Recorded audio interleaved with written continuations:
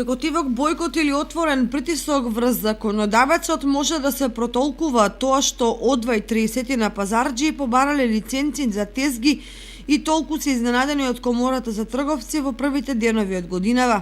Бројката е изненадувачки негативна, ако се има во предвид дека во цела Македонија треба да се лиценцираат над 20.000 тезгаџи.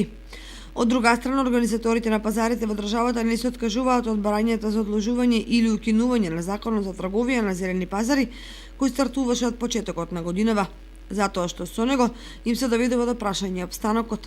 Тоа може да значи дека е договорено да не се склучуваат нови договори за закуп на тезги, сето дека проблемот не се реши. Тие за ситуацијата ќе го запознаат премиерот и надлежните министри, за и тие да се запознаат со барањата и да влијаат и да се спречат нивните енормни трошоци, кои според пресметките изнесуваат над 1,5 милиони евра. Имено толку пари треба да потрошат тезгаџиите за да ги добијат задолжителните лиценци.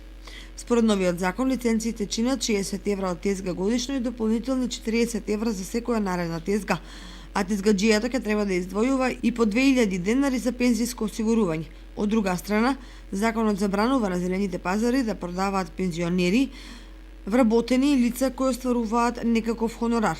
Глобите во оваа сфера се движат од 150 до 2000 евра, зависно од прекршокот.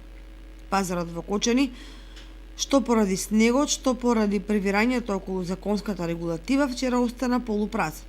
Таквата ситуација не им одговара ниту на тие што стопанисуваат со него, ниту на тезгаџиите, најмалку на граѓаните, бидејќи сите остануваат без промет, без намирници и сите други придобивки што тој ги носи.